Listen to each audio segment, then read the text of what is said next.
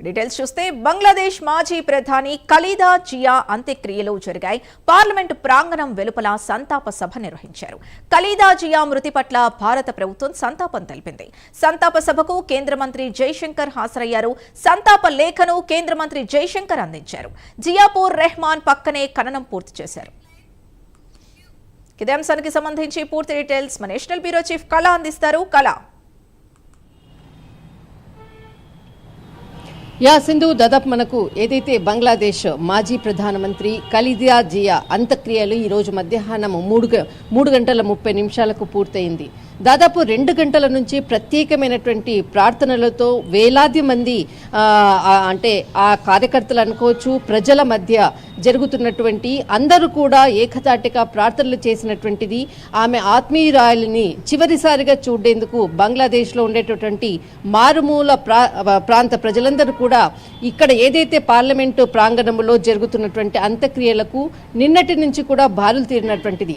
అంతేకాకుండా నిన్న ఏదైతే ఉదయం 6 గంటలకు మరణించారు అన్నటువంటి వార్తతో ఒక్కసారిగా కూడా దేశ విదేశాలలో అంటే బంగ్లాదేశ్కు ఉన్నటువంటి విదేశాంగ పరంగా అనుకోవచ్చు అనేక దేశాల ప్రతినిధులు కూడా ఒక్కొక్కరుగా రావడం జరిగింది. మొట్టమొదటిసారిగా నేపాల్కి సంబంధించినటువంటి మంత్రి నిన్న మధ్యాహ్నమే ఇక్కడ బంగ్లాదేశ్కి చేరుకోవడము, ఆ తర్వాత ఏదైతే కుమారుడు తారిక్ రెహమాన్తో సమావేశం కావడం. ఈరోజు అంటే ఏదైతే అంత్యక్రియలు జరుగుతున్నటువంటి కొద్ది గంటల ముందుగా కేంద్ర మంత్రి జైశంకర్ భారత తరఫున ప్రత్యేకమైనటువంటి ప్రధాని నరేంద్ర మోడీ అంటే లెటర్ని తీసుకొని ఇక్కడ తారిక్ రెహమాన్ ఎవరైతే కుమారుడు అతనితో ప్రత్యేకంగా కుటుంబ సభ్యులకు సంతాపకంగా అందించినటువంటి లేఖను కూడా దాదాపు కొద్దిసేపు సమావేశమయ్యారు.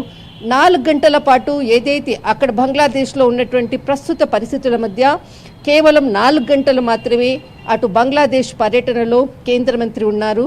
తర్వాత ఎప్పుడైతే అక్కడ నుంచి వెళ్ళేటటువంటి మూమెంట్ ఉందో దానిని కూడా బంగ్లాదేశ్ విదేశాంగ శాఖ చాలా కీలకమైనటువంటి అప్డేట్ ఇచ్చింది. అంటే ఇక్కడ 2 దేశాల మధ్య ఎంత ఉద్రిక్తత పరిస్థితులు ఉన్నాయి అన్నది మాత్రం ఇక్కడ ఒక పాయింట్.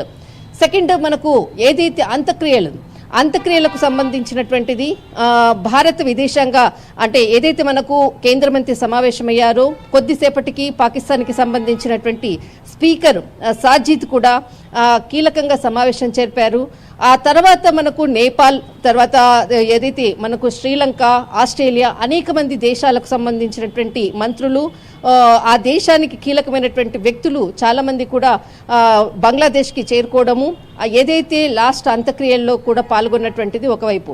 అయితే ఇక్కడ బంగ్లాదేశ్కి సంబంధించినటువంటిది ముఖ్యంగా ఖలీదా జియా తన భర్త మరణాంతరం పొలిటికల్ ఎంట్రీ ఇచ్చినప్పటి నుంచి కూడా ఈ 2 పర్యాయాలు ప్రధానమంత్రిగా పనిచేశారు.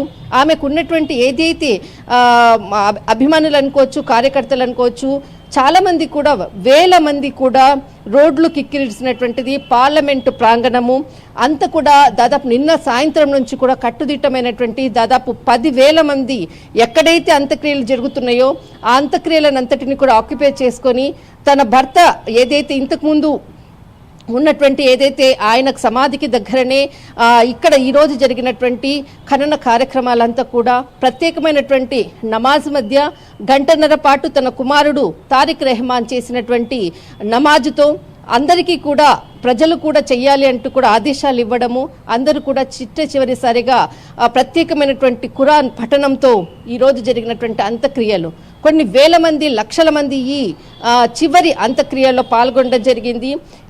దాదాపు మనకు ఎవర్ కేర్ హాస్పిటల్లో దాదాపు 20 రోజుల నుంచి ఉన్నటువంటి ఆమె నిన్న ఏదైతే ఆమె మరణించారన్న వార్త తర్వాత ఆమెకు అంటే తన భర్తతో ఉన్నటువంటి ఏదైతే జియాపూర్ రెహమాన్ ఉన్నటువంటి ఏదైతే బిల్డింగ్ ఉందో ఆ బిల్డింగ్లో దాదాపు ఒక 2-3 గంటల పాటు ఉంచారు. తర్వాత అక్కడి నుంచి కొంత ఏదైతే పార్లమెంటు ప్రాంగణం ఉందో అక్కడ మనకు ఏదైతే ఇక్కడ ప్రత్యేకంగా మానిక్ మియా అవెన్యూ అన్నటువంటి ఆ ప్రాంతంలో ఖనన కార్యక్రమాలకు దీనికి సంబంధించినటువంటి ఏదైతే ఖురాన్ నమాజ్కి సంబంధించినది ప్రత్యేకమైనటువంటి అంటే వారికి పద్ధతి ప్రకారంగా చేసినటువంటిది 3:30 అంటే దాదాపు 3:30 అంత్యక్రియలు పూర్తయ్యాయి. అందరూ కూడా వేల మంది చిట్ట చివరిగా ఆమెను చూడాలన్న దానితోటి బంగ్లాదేశ్లో ఉన్నటువంటి మారుమూల ప్రజలందరూ కూడా చిట్ట చివరిగా ఈ పార్లమెంట్లో జరిగినటువంటి ప్రాంగణంలో జరిగినటువంటి అంత్యక్రియలకు హాజరయ్యారు. Right, thank you.